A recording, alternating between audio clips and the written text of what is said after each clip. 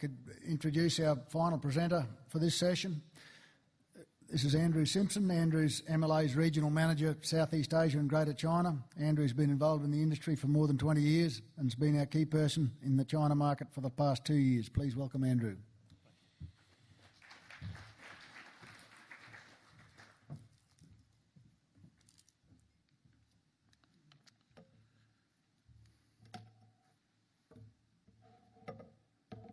Well, good afternoon, ladies and gentlemen. It's indeed a pleasure to be back from China into Australia for one, and secondly, talking to the AGM with regards to the positive influence and benefits that the China market has provided the supply chain of Australia's red meat, particularly over the last 2 years.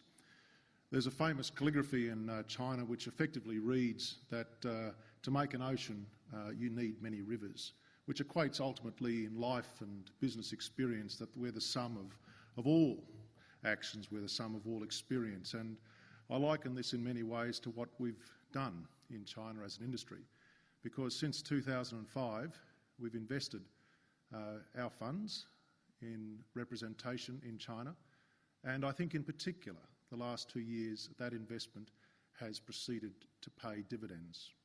And all actions, whether they're big or small, all investments, whether they're big or small, every part has a part to play. Indeed, when a number of colleagues, some of which are in this room, were with me last week in Beijing, huddled in an office through the FTA negotiations, we saw a horse called Protectionist win the cup. And I think it's the hope of everyone in this room that next Tuesday when we wake up, it's a horse called Equivalence or perhaps Zero Tariff that is won by a nose.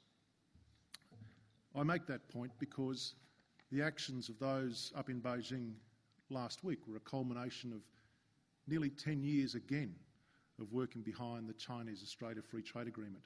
Everything plays a part. China, at its heart, is a peasant culture, based and steeped in deep agricultural tradition. But it is a culture that is rapidly urbanising.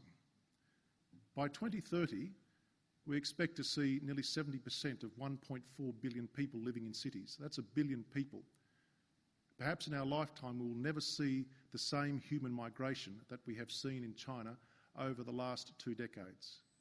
And for people that have such deep agricultural roots, who are used to living from the foods that they've either created or eaten from the land, are now going to be forced into an environment or living in an environment where the environment will dictate what they will live and how they will live and how they will eat.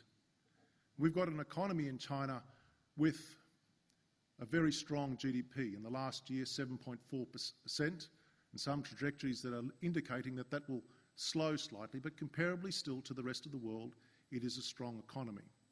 And within that economy, we've got a socio-demographic group of people who are rapidly moving into the middle class income, i.e. that's about $20,000 of income, roughly 25% of 1.4 billion. You do the maths, that's well over 300 million. That's the target, that's the opportunity for the Australian red meat industry. And if we look at where we've come from over 10 years, you can see since 2005, for those first 8 years, we crawled along, and then boom. In 2012, 2013, it took off. We started from 5,000 tonnes back in 2011, then we moved up into the 30,000 tonne mark for our beef, and by last year, we had sent just under 160,000 tonnes of beef to China. I think a lot of people wouldn't realise that 88% of all of our hides also are marketed to China, as are offals indirectly. Live cattle are also part of this to make up $1.4 billion of beef industry value last year. Similarly, with the sheep meat industry, you've got nearly 90% of all of our skins go to China. 95% of all of our runners go to China. Runners are worth anywhere from $5 to $8 a head. You know the value of skins. And when you put 100,000 plus tonnes of sheep meat into the equation, that's where you get $850 million of value for the sheep meat industry last year. You put the two together, you've now got $2.3 billion of value in a market. That's the significance of China.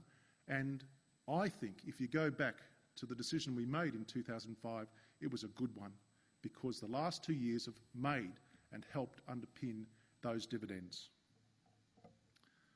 I think we should also include live exports, because Alison mentioned this morning, some of the rhetoric that's been going on, or the optimism in the papers in the last couple of days, is an indication of where China could be. Well, this year alone, we've sent 86,000 head of cattle, albeit they're breeding stock, they're dairy heifers, but the opportunity lies there. And ultimately for us as an industry, it doesn't matter whether they go to Indonesia, whether they go to Vietnam, whether they go to the Philippines. The collective for us is we have another market that is now buying live cattle. And that is a good thing. With the protocols put in place, hopefully soon in China, we should see our feeder steers going up there as well. And when you look at... Whoops, this is going back.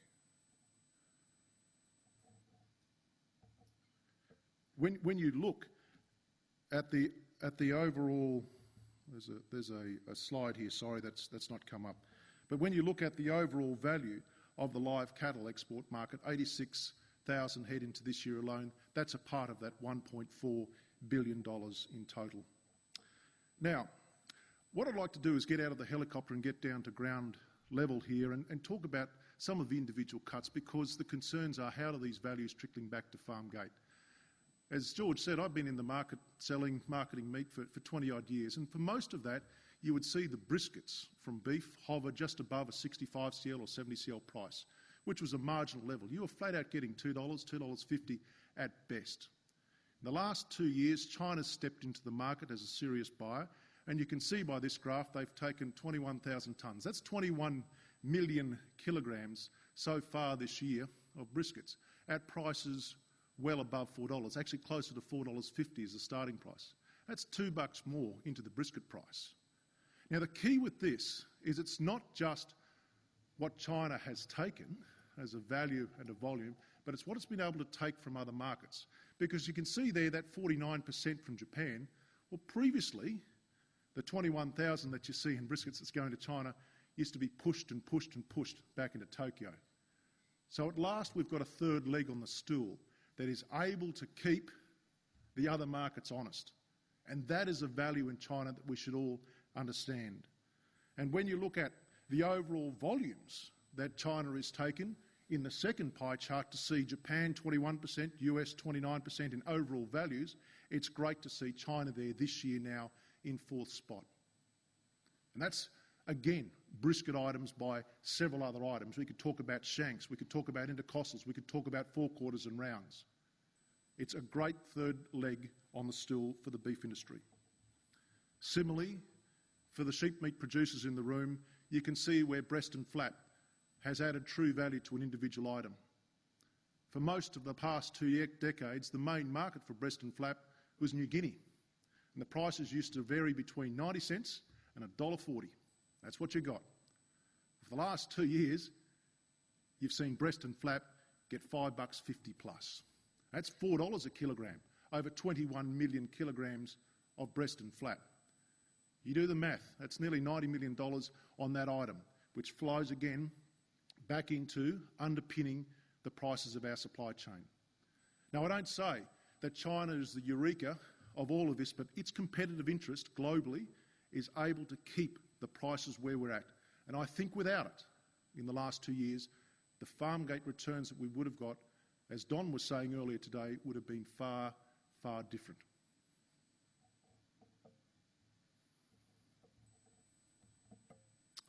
Now, when you look at all this and you put Australia in perspective, we're still very small. In beef, we only supply less than 3% of the overall volumes for the China market.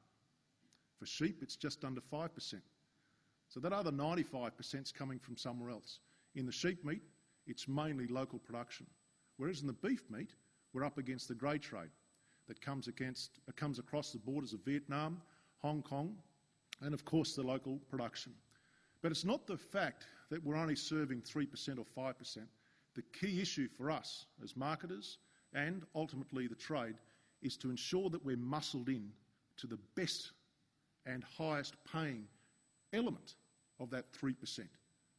We've got to face it, we'll never feed all of China, but we want to feed the highest paying 3% and 5% of the sheep and beef meat industry. Now, the question could rightly be asked, what caused this catalytic jump 2 or 3 years ago? What was the driver behind China going from 5,000 tonnes to 30,000 tonnes and ultimately to where we're at today with 160,000 tonnes? I think there were 2 key transitions in China that we saw around the time that actually came to tipping points in their sourcing of supply. Firstly has been the rapid build of retail.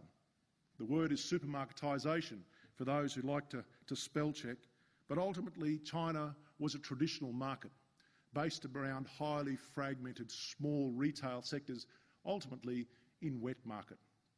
Now, the change has been that in recent decades, government enforcement, urbanisation, and ultimately the need to better control things like quality, hygiene, etc. We've effectively put a roof over the wet markets, given it better refrigeration, better lighting and packaging, and consumers can still link back to their cultural heritage by picking up product, looking, scratching, sniffing, but it's done in retail conditions where 47% now across China is traded this way. Huge transition in the last decade, it's built up, and we're now seeing a big number of those supermarkets saying they want legitimate supply from external sources, i.e. Australia gets the catch. The next and perhaps more rapid expansion has been in individual stores of food service. You're seeing chains such as Yum supermarkets with now 6,500 stores across the country. That includes Pizza Hut. Okay, and you think Pizza Hut toppings. That takes beef, that takes lamb from Australia. But Pizza Hut in their novelty this year introduced beef steaks from Australia. Across that number of restaurants, a great opportunity for us to supply it. Now, rapid expansion of food service was really driven because up until the 1980s, China was an isolated state. But 69% now of Chinese consumers acknowledge that they have some cultural interlink with another culture, another food source. And that means good news for us in Australia because they're accepting that doesn't have to just be from local production. Against this transition of supermarkets and of retail, I first asked when I entered the company, what are we going to do? How are we going to get maximum return on investment out of this transition? And the first big area that I saw we just had to put the lion's share of our funding into was trade development, i.e. through trade shows. Now, as an investor, these things don't come cheap. They cost a couple of $100,000 a piece, and over the last 12 months I've put in 5 major trade shows across the region. 65 plus exporters have attended those shows, and I can vouch, like this photo shows here, literally thousands and thousands of end-user buyers have attended and connected with our businesses at this end, who are representing you. Now, it is through those events where you can give them the materials. You can actually have the platform and the muster to promote and educate about all of the provenance stories we just heard on True Aussie. But the great opportunity is that each of those businesses that went up there, whether you were the goat industry for the first time in May last year, we had 7 goat representations, whether you're the sheep player from central New South Wales for the first time just building up your own commercial confidence in the market, every one of them has come back with new business. And if you go back to those early trajectories that I showed you, spike 1, spike 2 for beef and lamb, I believe our investment in trade shows, over $1 million plus, has helped underpin those rapid rises. The second area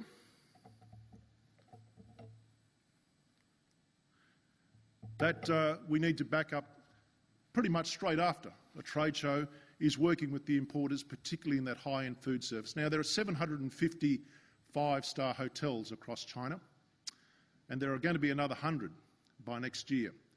And each of those hotels needs legitimate supply. They can't go and advocate on their menus American beef. They can't say Brazilian beef because it's not allowed, but they can with Australia. And that's a unique opportunity for us to muscle our way in there as soon as the business relationships are formed. And we do. I've got 3 butchers and 3 BDMs that are permanently amongst that hotel trade across the country. And you might go to a hub like Hilton, Intercontinental, and train the trainer and fan out. Thirdly, it's really good as the regional manager in China to walk in to an importer who might have started 10 years ago buying 1 container a month and to be firstly thanked by them for the support that MLA gave them 10 years ago in helping educate and understand what meat importation and what meat products we had. 10 years later, those same importers, whether they're in Dalian, Tianjin or down the south, may be taking 300, 400, 500 tonnes in a piece. Cumulatively, that's the investment. And these type table, informal, formal arrangements that we do are driven by our butchers to keep that education, to instil that loyalty and our messaging in our product. And it's really the third tier of what we can do practically on the ground. And that's really a big area where your investment monies are going. I've got to admit that the supermarkets are hard to keep up with. One, they've got an internal turnover in their own staff, and training the trainers can sometimes be frustration because you go back there and you've got a new lot to start with. But it's the speed in which they're growing and perhaps potential cost, which we're factoring in now of how do we support everyone up there with point of sale material, which will be a challenge going forward. The one thing that we're looking to do is to assist better with style guides in regards to ultimately how and where they can category manage either the lamb or beef. But the real and only effective way going forward is to work with the commercial operators who have the networks and have the relationships with the supermarkets, and to go in behind that and bridge with them the support using the clean, safe, healthy messages as an underpin. Finally, the social media revolution in China is quite phenomenal. Already this year we are seeing 10% of all retail sales now done online. The speed in which Alibaba has come on from 2003 to now to be one of the world's biggest IT company is an example where 10% of China now want to buy online. And the origins of this actually go back to the avian flu, where people didn't want to go outside and buy their wet market produce in 2003, 2004, so the advent started creeping and growing. And you think with such a country with cultural links to feeling and seeing and wanting to buy fresh food, to see the speed in which the social media is growing is something we have to adjust into. And one of the programs that we do on a monthly basis up there is continue to put online incentives or attractions to loyal foodies. We started this in September last year. Already we've got 220,000 loyal foodies looking for beef, lamb, goat, and we can direct them through messaging back to where they get. On monthly programs, such as the 3 up there, show us what you're doing. In the New Year period, for example, show us your reunion dinner online using beef or lamb. The romanticism of Valentine's Day is alive and well in China. So show us your love of meat on the February campaign. These are attracting the foodies, and it's good, cheap, or good, basically effective investment in getting out to the consumer. Now, ultimately, the responsibility I think that MLA is beholden to going forward in MLA is to continue tracking the mega trends which are driving the rise of supermarkets and the rise of food service. And there are 3 in particular I just want to touch on today, because not only are we responsible for identifying those trends, it's converting those trends into what is the opportunity and what are we doing about it back here as an industry. Food without fear. Unlike Australia, unlike many markets in the world, where quality and taste are the predominant considerations in buying food. For China, the number one is food safety. And this is premeditated by some of the scandals that they've had over the past decade, including the melamine issues in dairy, floating carcasses down the rivers in Shanghai, and onward scandals of substitution and other. And I think this is a real opportunity for us to continue to shine and to show our strengths, particularly in areas like country of origin labelling, particularly in areas of provenance, and some of the pillars that we saw before in Michael's presentation on True Aussie. But one thing is for sure, is that we must all work together in every platform we can and just continue to advocate the strengths of Australia's safety. And I think it's been one of the big factors in us getting our chill programs back into China this year.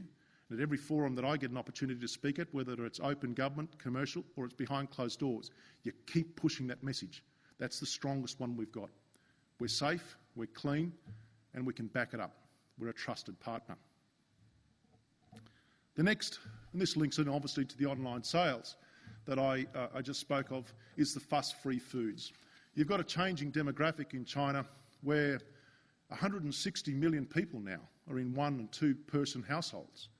The growing empowerment of women, one, as the income earner, and secondly, as the determinant of where fashionable foods can be bought, is a big driving force in where convenience sector foods are growing. And for this, the opportunity is in how we package our product. So instead of sending over a lump of round, we send over a cut of round. And I'm already seeing in the last 12 months, more and more companies activate the type of packaging and product they do to feed in to online sales. Thirdly, the novelty. Remember I said before that you've got nearly a quarter of China will be in that middle income bracket. 250 million people that enter the 20,000 US plus.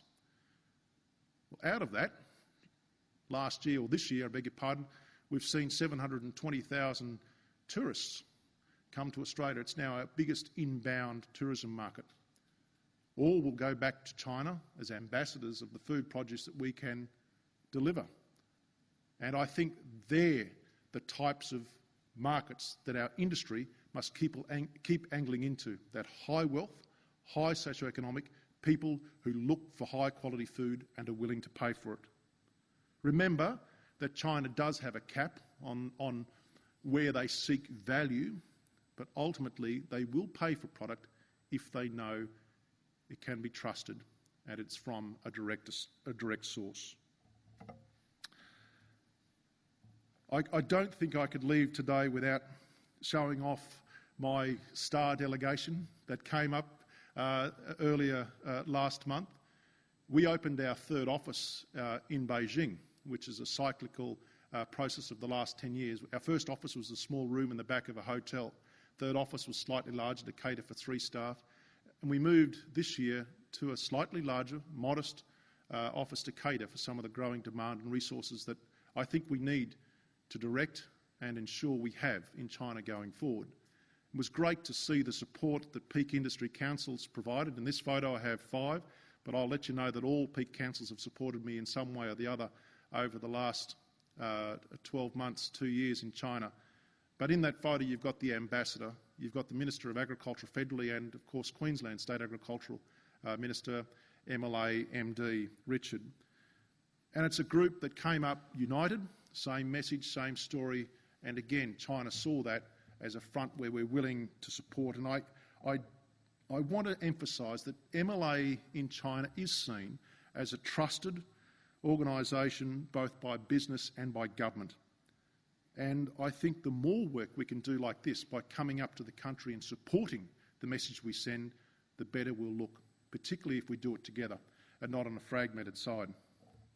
You are supported by a loyal, be it small, but hard-working team in China. We've got 6 staff and it covers a massive geographic spread and a lot of work in between food service, retail and the growing demands of trade. But in that, I will say that I think we've picked our champions right and we are continuing to angle on where we get the best return for our money. Don't forget today I haven't even mentioned Taiwan. I haven't mentioned the other 9 countries that I work in that surround China. All are equally as important. Taiwan in itself is still our 5th largest beef market, still a very important market for goat and for sheep. And I've got a fledgling staff over there as well in all of Greater China. But today I wanted to present to you some of the opportunities, some of the trends that are growing in this very worthwhile investment. Finally, I'd like to leave you with a picture that I think epitomises local Chinese production, which could some say is a steady road ahead. But let's not forget that China has a very rich history in knowing how to grow food. They could teach us something. And I think the more that we see our producers up there sharing knowledge, sharing technology, the better. In the last 12 months, we have seen 4 major institutions invest in processing in Australia from China. I've seen 14 Australian companies put representative offices into China, which I've not seen in any other country that we market to before. There is a serious investment going on in a two-way range, and I really think it's time that our producer bodies can continue to come up and work with our farming communities to grow. As an industry, we are presented with a unique opportunity, whether that's through the trade access that will be unfolding in the next couple of days, whether that's through the 10 years of investment that we've done and the next 10 years of investment going on, or whether that's through the pillars of True Aussie. I think we are on the right road to feeding the dragon. Thank you.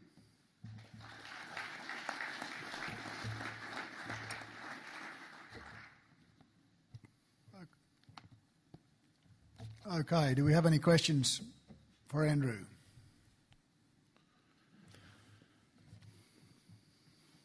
Blair down here on 1. Thanks, George. Blair Angus. Firstly, I thought, Alex, the information you gave us today was fantastic. Obviously we have the best science in the world. I believe that for a long time. The MSA program is something that we're all trying to embrace. Andrew, my question to you is ultimately to extract more value for our beef overseas.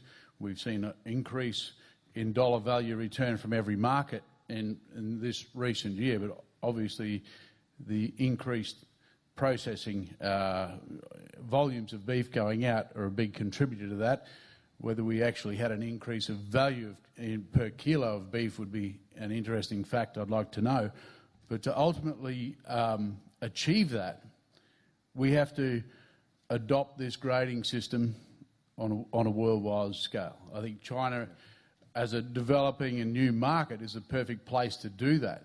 When do you see your people at the coalface adopting this grading system so that we can extract more value for our product? Yeah, I think it's a great question because it's where and how quickly we evolve. Blair, I think if we come back to MSA 2 years ago, if we come back to the grading systems we've got in place, we treaded quite cautiously in China because we potentially could have seen quite quickly substitution or adulterance of that brand or that integrity.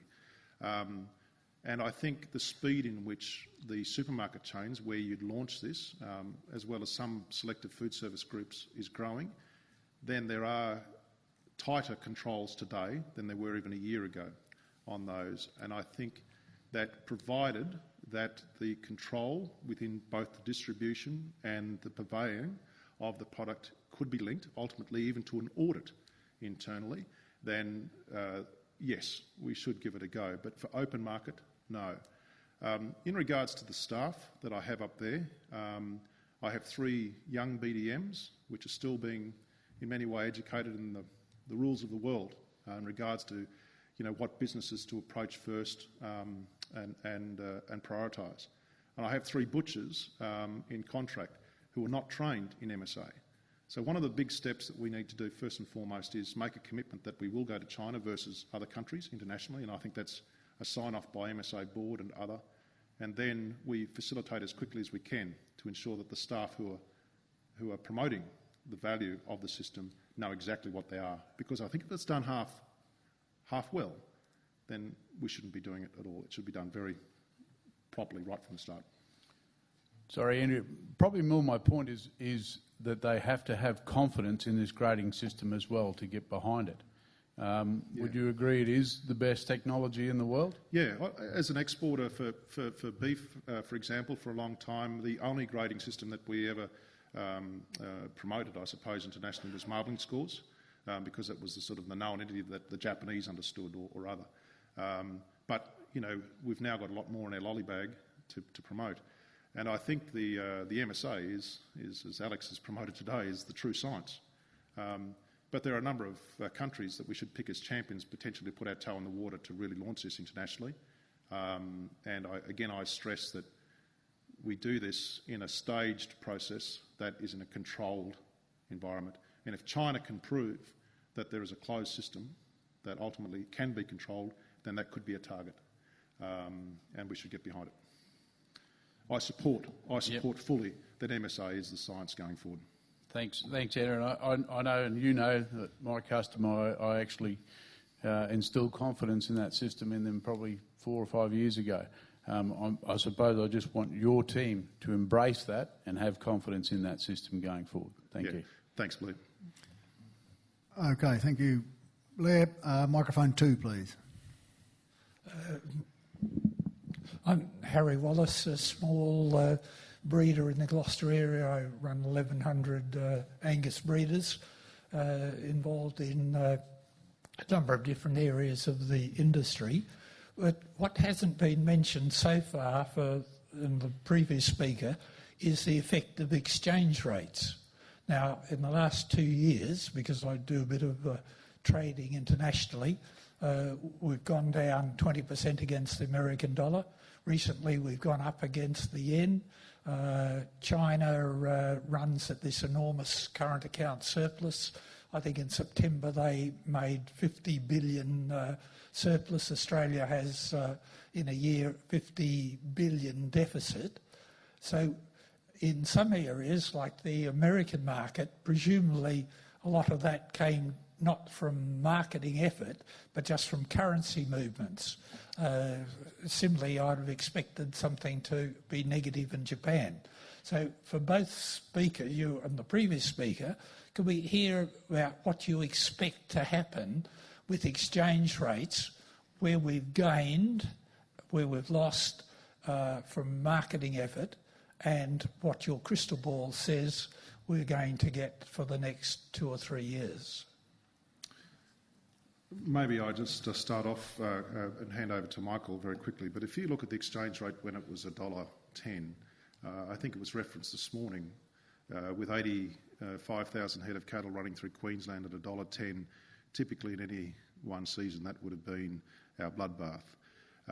But I think the marketing element of that, to give us the variety of markets, or to help in having the variety of markets there, was key in underpinning the price of meat or the price of cattle that we ended up getting back here in Australia.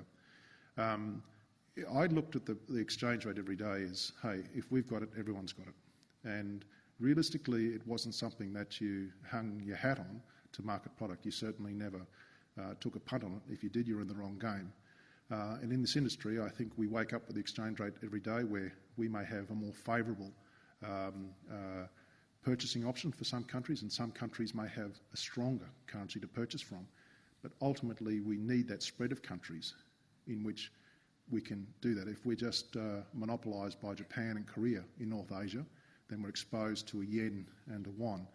Now the renminbi's in there, I think it's good because it's another alternate. The American dollar is predominantly where everyone buys from, so we don't really see too much transaction done in these other Asian currencies. It's done in US. And if the US goes up and the Aussie goes down, or vice versa, then that's what everyone sits with. And it hasn't been a predetermined, in my experience, to really influencing the price as much. It certainly helps with the returns if you're on the right side of it, but it doesn't impact on the marketing side. Michael? Yeah, I mean, that's a good question around exchange rates. The fact is that a lot of our customers have been paying record prices for a number of years, but you know, that's been soaked up in high exchange rates. So you know, the good news behind behind all this is that people have been prepared to pay record prices for our product in terms of the prices for the meat they've paid in overseas markets. Now we've seen the exchange rate coming down. In terms of the work we've done, looking at a 5-year outlook, we've really looked at what the major banks are predicting. So in that 5-look outlook that I referred to, we're looking at around an 80-cent mark to the US dollar over the next 5 years as the average. But of course, who knows what they'll be? But definitely, those record prices that have been paid, we'd hope now that once supply tightens up and the exchange rates become more favourable, there'd be more returns flowing back into Australia and to Australian producers. Okay, thanks, Michael. We've got David on microphone 1. Yeah, I'm David Hill. I'm a Central Queensland beef producer. Just asking a question about your promotional material. I've seen some of the slides you put up there that, one of them had the MLA logo on it rather than True Aussie. Yeah. I've just got a question in regards, the consumer going to look for the product. MLA doesn't actually have any product that you'll see in the retail shelf with the MLA logo on it. Are we promoting MLA, or should we be looking to have True Aussie on that promotional material? Yeah, David, that's a great question. That I think relevance to China is that I've taken the decision that we're not ready yet to convert everything to True Aussie. There is a transition period because the understood logo is still in China for I suppose very much the embryonic presence that we have. A lot of supermarkets is still that clean, safe abalone green and blue that you see. Now that's an MLA status, and I think that's something of our last 10 years. To just take that off the shelf immediately would confuse a market that understands it. What we will have in China with graduating supermarkets will be both. You'll have the blue and green MLA logo, and on the other side you'll have the True Aussie, and over time we'll take one out and put it in. But it's ultimately that's going to be at the behest or request of the brands that are there. So if you've got XYZ from Queensland promoting its supermarket under their own logo and they don't want the underpin of Australia, or the supermarket doesn't want it, that's up to them. But we're finding that more and more are saying, hey, give us the logo we know, and over time we'll wash True Aussie in. So we've started the washing of True Aussie at trade shows. We're seeing True Aussie now on menus at food service, but we're not yet seeing it at supermarkets. And part of the budget program that I'll be going through in December this year is to see how much money we put aside for the launch into point of sale. As opposed to somewhere like Japan, we've been entrenched in that supermarket business, or in Korea we've been entrenched in supermarket business, the transition is somewhat easier because it's a known entity. In China, we're not there yet.